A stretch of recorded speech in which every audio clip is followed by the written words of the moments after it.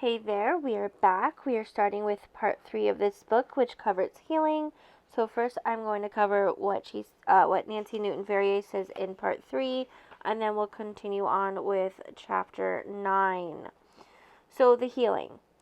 I have presented my theory that all adoptees suffer a primal wound as a result of their separation from the first mother.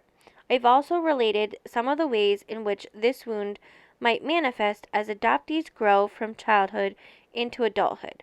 The questions now become, what are we to do with this information? Is adoption something to be avoided? And if it cannot be avoided, what should be done differently? I believe that life is a paradox, and that in order to avoid becoming frustrated and disillusioned, we have to accept the paradox and perhaps even rejoice in it. We have to accept that life is not made up of absolutes, black or white, dark or light, fair and unfair, but that in all aspects of life, one will find elements of both black and white and myriad shades of gray in between.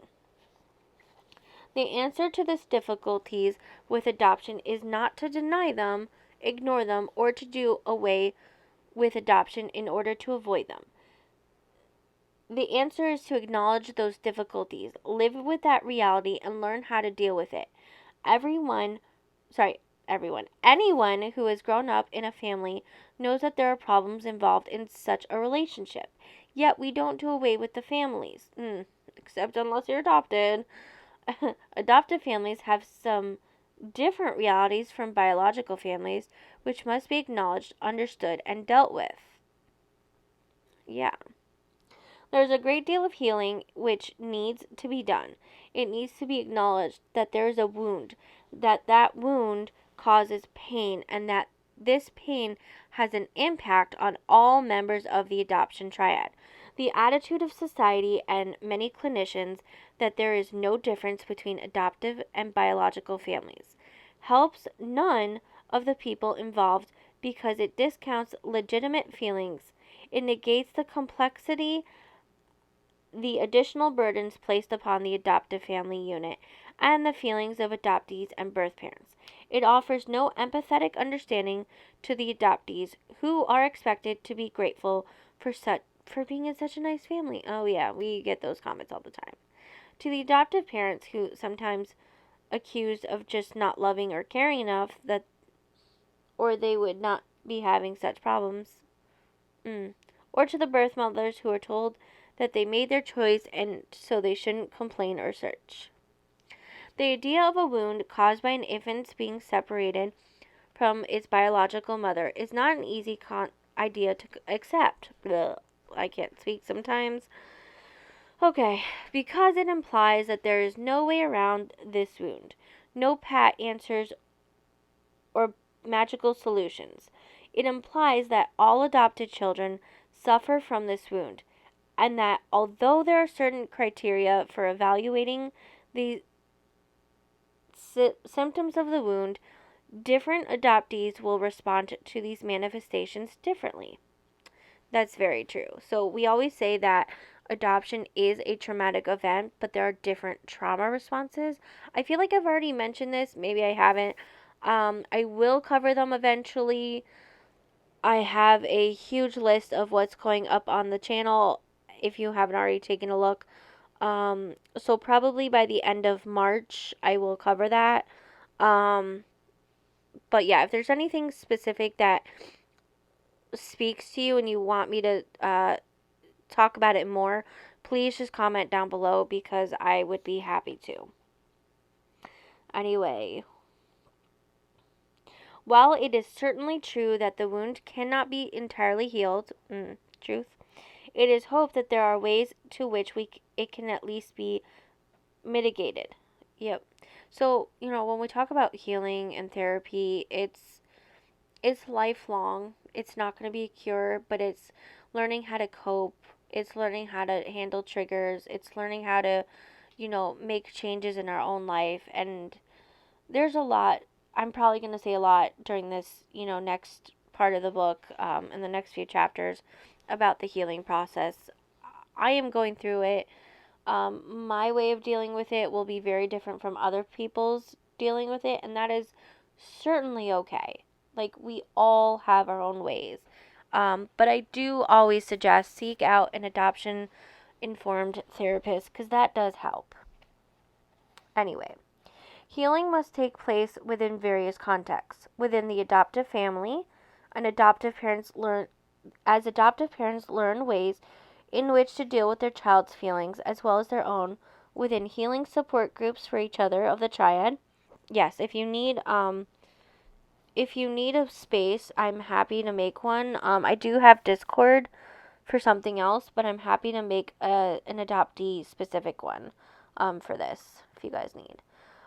Um, so the triad is again the adoptee, the birth parents, and the adoptive parents, where each can seek support from others who have had the same experience and feelings among triad members in the reunion process, where each part of the triad can learn to understand and empathize with one another's feelings, and finally within society as a whole. As people become more and more aware of the impact of separating babies from their mothers, and understanding and helpful to those who are involved in that process. Loss is paramount in the understanding of what is going on with each member of the adoption triad. The adoptee is feeling the loss of the birth mother, and the birth mother is feeling the loss of her child, and the adoptive parents are feeling loss of their fertility and genetic continuity. None are able to grieve, sometimes because the feelings are so repressed and denied as to make them inaccessible. Other times because society ignores their grief and thinks that the adoptee and adoptive parents should feel lucky and that the birth mother made her choice and should get on with her life. As I said before, ours is not a society which understands loss very well. Adoption is seen as a happy event, which calls for celebration. And this may be true, at least for the adoptive parents. It is also true that there's loss involved for everyone. Loss which needs to be mourned. Loss which is not mourned can be debilitating. Wow, I cannot read today. Debilitating, leaving one feeling at the mercy of unexplainable and unpredictable feelings. Understanding, acceptance, empathy, and communication are the keys to the beginning of healing. So, yeah, so one thing that I've been running into as I talk more about this is that there are a lot of adoptive parents who are not receptive to understanding that mourning that we need, or opening to listening to what adoptees have to say. And this can be very dangerous to both their children and to society, um, because adoptees need to be heard. And a lot of the times they're afraid to open up because they are afraid that their child is going through this and they don't know how to handle it. Now, if you guys have been following me long enough, you will know that I am in the 1% where my adoption was good. I'm generally a fairly happy person. Yes, I'm going through traumatic things, I'm dealing with my trauma responses and all that. But my adoptive parents are very open to these conversations. I know sometimes it can be very uncomfortable for them, but at least they'll sit there and listen to me. And, they'll get me the resources that I need. In fact, my APs read this book when I was born, or before I was born. Now, it was interesting that one of the things that was brought up in a earlier chapter was one of those trauma responses being anxiety. And I had mentioned this to my mom. I was like, I remember going to the school nurse all the time with stomach aches, and like she would give me ginger ale and crackers and call you. She was like, yeah, I remember taking you to the doctor all the time for stomach aches, and they never even diagnosed you with anxiety. And now looking back on it, they should have. It was anxiousness. And my mom is a trained social worker, like, not saying that she should have recognized that, but that's definitely one of the things that she probably should have recognized. um and so it's just one of those things where, like, in hindsight, we know what it is. But had she known it then, Could she have dealt with things a little bit differently? I think so. And like I said, I'm in the good adoptions. Like, I have good memories, and I cherish them. And I'm not saying that bad adoptions don't have good memories either, but there's certain things where I remember specifically that I knew that I want to do with my little one. That I wasn't afraid to so much be like my adoptive parents. Or that they never put down my first parents. They've always been very open to searching for them and secure in their relationship, and all of these things that adoptive parents need to be for the children. And they never centered themselves. Well, I shouldn't say there's occasions where they do, but most of the time they try to center me and my feelings as the adoptee. And I think that's super important that we don't get, or most adoptees don't get. And that's why I want to bring that awareness that this is what's needed. So if you're listening to this as an adoptive parent, please understand that this is just something that we as adoptees go through. And like even me, again, I have grade APs, I'm still struggling. I still feel like I'm on the struggle bus. It's true. And there's still a lot of healing that needs to be done. But yeah, I mean, like, it's, there's a lot. There's a lot. Anywho, we're gonna finally read chapter 9. It is called In the Best Interest of the Child. So let's continue. If anything in this book has made sense so far, then it will be apparent that the psychologically that what is truly in the best interest of the child is keeping babies and their mothers together. When that is not possible, then other measures must be taken to ensure that these children who have been separated from their mothers are given the best chances in life. Too often we try to do what the adoptive parents, birth parents, social workers, or attorneys want, without ever considering the psychological impact those ideas or actions will have on the child. Adoption should serve the children who need parents, not the childless couples who seek children. So, aka, adoption should really be focused on the adoptee and not so much on the couple who just wants to have a child or feels entitled to it, because that is a huge issue that we run into. If a child really does have to be separated from their mother, how should we proceed? Okay, so she's going to cover this. I'm probably going to have a lot of commentary, so just warning you guys. Okay, in the beginning, there is a growing trend in this country toward what is called independent open adoptions. This is seen as better than secrecy and lack of genetic information which agency adoptions have provided in the past. Besides providing the child with a sense of their genetic history, it can also provide them with a possibility of some kind of relationship with their birth mother. Despite the advantages, many problems within the system are beginning to surface. Ooh, yes, I have some words for this one. Okay. On the one hand, open adoptions give the birth mother more control over her child's destiny. This should have a calming effect on her during the pregnancy. As a result of trust begins to build between the adoptive and birth parents, and they become more comfortable with one another, the birth mother's anxiety about the future of her baby may diminish, creating a more positive, intrauterine climate for the fetus. On the other hand, there may be a feeling of obligation on the part of the birth mother to hand over her infant to the adoptive parents, who they have now become friends, possibly. When, at the moment of birth, she may, in fact, decide she can't give up her baby. Which, by the way, is valid. It's valid. The pressure upon her may be even greater if the adoptive parents take an active part in the birthing process. such as the adoptive mother acting as a coach for the biological mother. This is why adoptees are telling adoptive parents should never be in the room with the biological mother for so many reasons. One, the pressure that the birth mother goes through.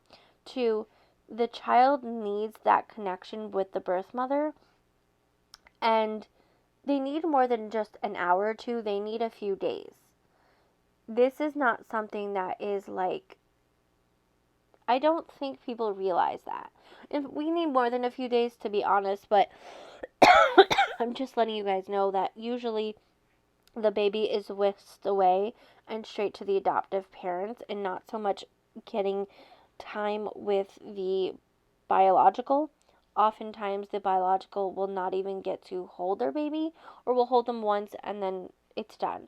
And that's it. And it's really, really sad, both for the first parent, the birth mom, and the child. It hurts. But yeah, the pressure is there, and it's real, and it's terrible. Okay, sorry. Anyway, sometimes there's a kind of ritual handing over the baby with candles and soft-spoken words. There was a time when I was all in favor of this because I felt that the love and trust between the two sets of parents would penetrate the pre-consciousness being of the infant. After talking to many birth mothers and adoptees, however, I have changed my mind about this. This ritual ceremony may make the two sets of parents feel better at the time, although one glance at the birth mother's face usually reveals more agony than peace for her, but it will do nothing to soften the trauma for the child of separation from their biological mother. Many adolescent and adult adoptees have told me they have actually feel physically ill when seeing these ceremonies on television. Yep, yes we do. They have described these rituals as sick, inhuman, grotesque, gross, human sacrifice, and ritual sacrifice. So true. Although some adoptees admit that the intent may be good, not one adoptee with whom I've spoken felt positive about these rituals. Others have a low opinion of the intent as well. And the need for conscious decision. During what is in the best interest of the child necessitates that there being an honest evaluation on the part of the birth mother about her feelings and the situation. Many birth mothers are in almost total denial about how giving up their babies is going to affect them until that baby is born. They haven't always become a reality to the mother. Her ultimate choice may be a conscious one, a true choice based upon honest information, education, and intuition. This would involve impartial pre- and postnatal counseling and the time with her baby alone, which they don't get, which is a problem. It means that the birth mother would be allowed to give birth without the pressure with which the physical presence of the adoptive parents in the delivery room would place upon her. Having the adoptive parents in the delivery room may be just as coercive as the pressures which are brought to bear by some agencies, attorneys, or independent adoption centers. Yes, this is what we're talking about. She may have a hard time telling them that she cannot relinquish her child, or if she does, she may feel guilty about disappointing them. She needs to know that any guilt she may have towards the adopting parents may be insignificant compared to that which she may later feel toward the child, should she decide to relinquish. The adopting parents, no matter how much they want a baby, must also understand the implications for the baby if they are separated from their biological parent. The instinct to parent is powerful, and there's nothing wrong with admitting that. This is the reason they want to adopt. It is a much better to be honest about the yearning to be a parent than to proclaim some altruistic hocus pocus about rescuing the child from some unknown terrible fate. But no matter how much pain the prospective parents are in, or how much they want a baby, satisfying one's desire to parent should not come at the expense of the welfare of the child. Most adoptive parents never consider that the substitution of mothers could be harmful for the child. Why should they? No one has really suggested it. Their intent is good, but their understanding is lacking. No one has come right out and said in plain language that the child would be traumatized by being separated from their biological parent, and that in except in obvious cases, the best interest of the child may be better served by keeping the child with the mother. If a birth mother changes her mind and wants to keep her baby, the prospective parents should not try to talk her out of it. A baby is not a commodity to be bargained for. Except they treat us like that, don't they? And the biological mother owes nothing to the prospective adoptive parents, yet she often feels exploited by them and by the attorneys who work for them. Her first obligation is to do what's best for her and her child. Yep. I also want to know, well, I know a lot of hopeful adoptive parents are like, well, I plan on doing a open adoption. It's better, whatever. Like, we know this. Here's the thing. Open adoptions are not legally binding, which is a problem. 80% of open adoptions close within the child's first year of life, and the next 20 close within the next 4 years. It's usually because of the adoptive parents. Now, I'm not going to say sometimes it's the biological parents, sometimes it goes after that, sometimes it's the child's decision. Those do come into play. Like, in my circumstance, it was because of my bio mom. And, obviously I did reunite, as I said, but here, it's still traumatic for us. We still lose family, we still lose our heritage, our paperwork still changes and seals.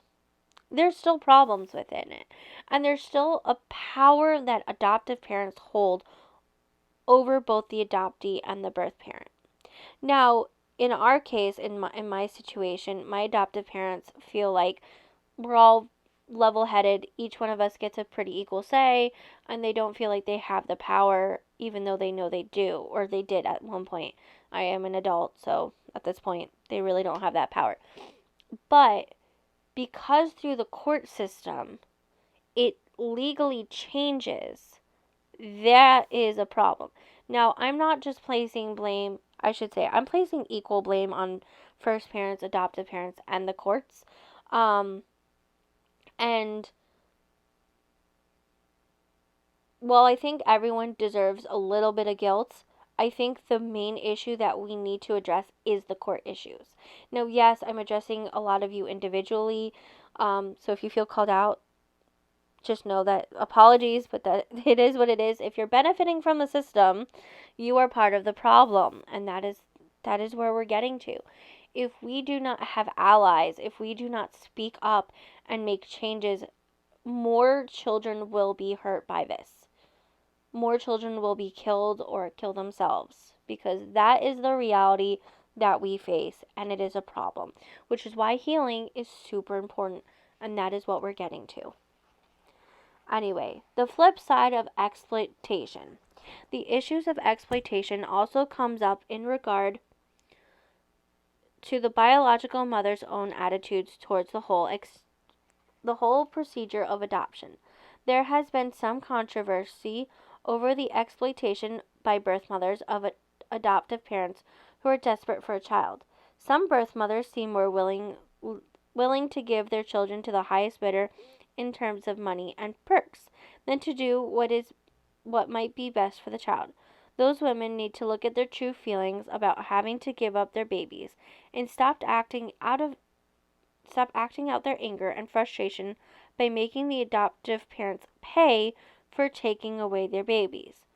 There needs to be a great deal more honest, unbiased, and impartial counseling for both biological and adoptive parents as to what all this manipulation of parents means for the baby and for them.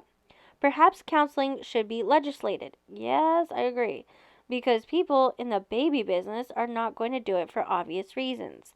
Providing honest information and counseling to the birth mother about the pain of her loss, and to the adoptive parents about the special problems of being an adoptive family is a conflict of interest for people making money in adoption.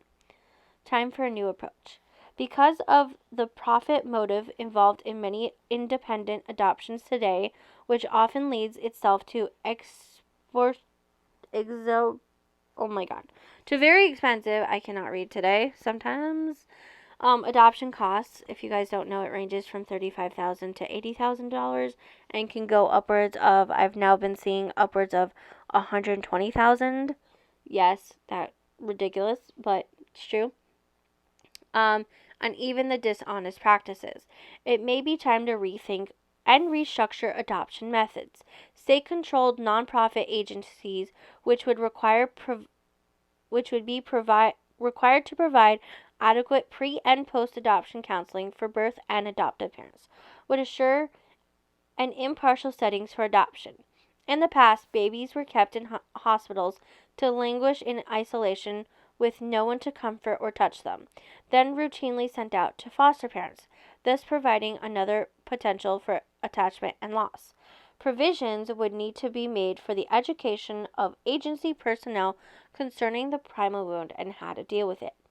Even in agency settings, the birth mother would be given some say about who would parent her baby.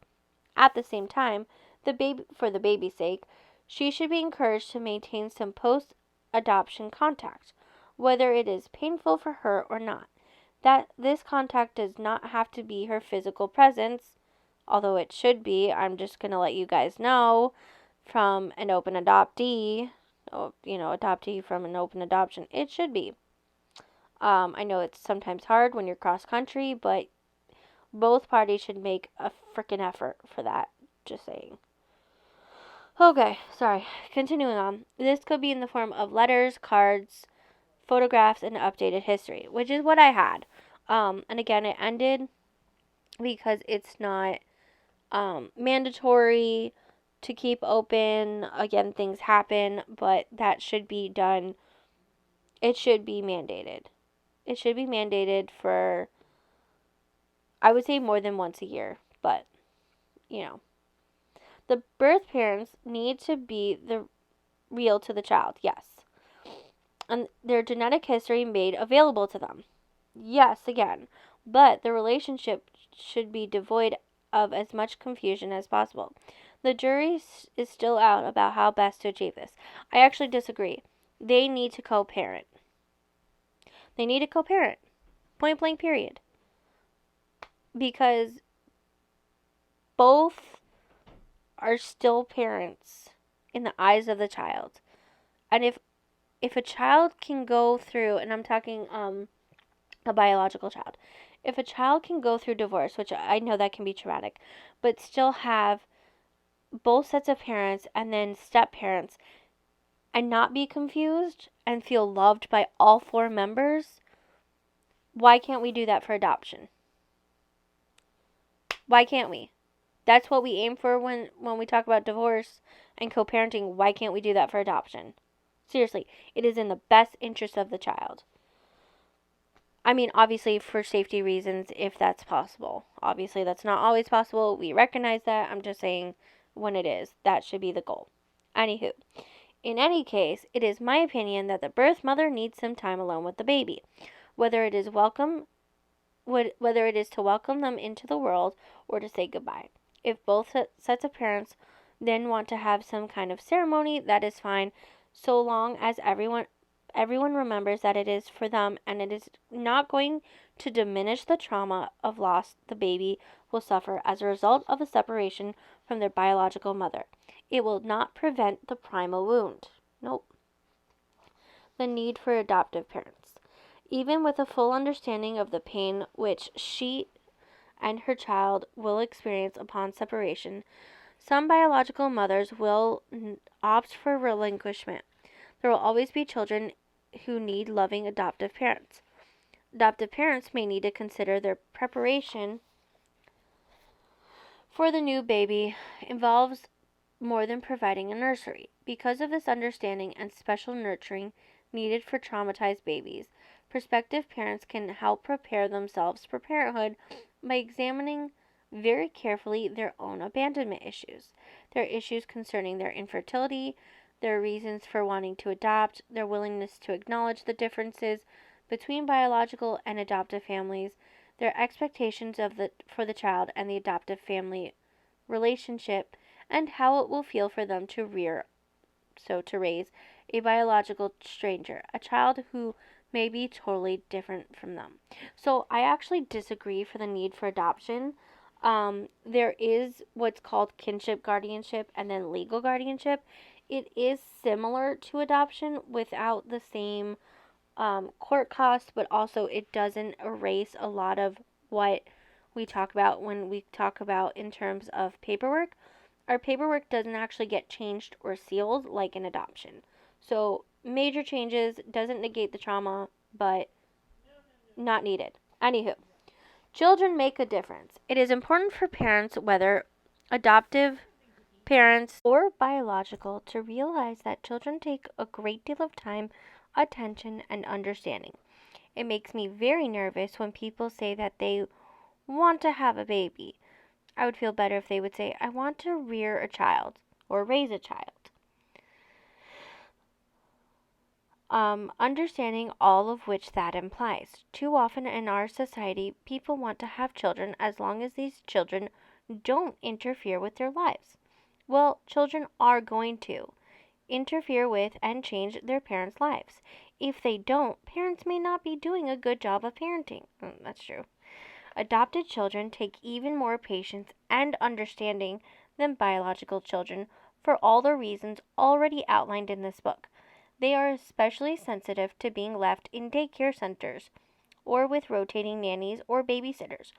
For example, because they have already experienced abandonment, all infants and children under age 3 suffer from this experience, by the way. They are not ready for extended time away from the mother. It is difficult for us as a society to acknowledge this. However, because we don't know what to do about it, with so many working mothers today, the dilemma has become widespread. Before a couple makes the decision to share their lives with a child, whether biological or adopted, they should ask themselves if they are willing to put the child's welfare first, their emotional, psychological, physical, and spiritual welfare, not just their material welfare. If not, then perhaps they should question their motives for wanting a child. Children come into the world as tiny, helpless, totally dependent beings. We owe it to them what is in their best interest. So, Nancy has a very good point. And the thing that people don't realize is with adoption really doesn't do that best interest because you are separating the child from their biological family and their heritage.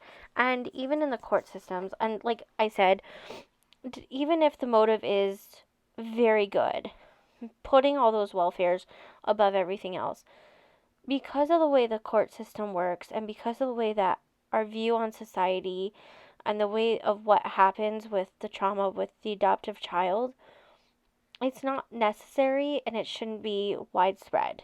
Literally. Yes, adoptees make up 2% of the population, and honestly, I think we should be far less because family preservation should be the first thing.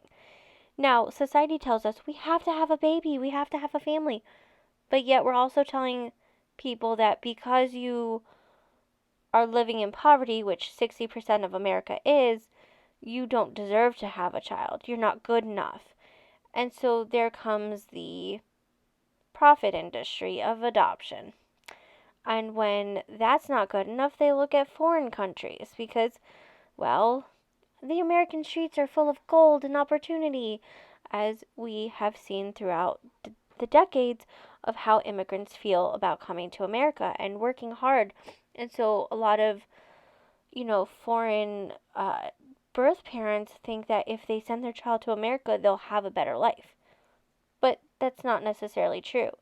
And if you guys haven't been paying attention to more recent events in terms of adoption, a lot of countries will not adopt out to America because Americans are at a higher rate of abuse for their adoptive children, specifically foreign or international adoptions. So, yeah, that is a huge problem. Also, many countries either don't have adoption or have very minimal adoption, and they do it better than we do. Not guaranteeing it's the best thing, they also need reform. But for example, Norway doesn't really have adoption. They actually provide better family preservation than anything. And then Australia would be my first bet when it comes to adoption to compare because they only have 135 adoptions per year, whereas America specifically has over 200,000. 135,000 of which is through the privatized care, and then like 60%, something like that, 60 to 65,000 are through foster care to adoption situations. And that's a lot. They make a lot of money off these kids, and that's scary. We're going to talk more about that in the next book, so you guys can begin checking that out as of today, actually. And I am catching up on this book, but don't worry, this will all be uploaded by Thursday or Friday. All of the chapters will be up, so you guys can just roll right through it. I hope you guys have a great day, and I will see you guys later for chapter 10.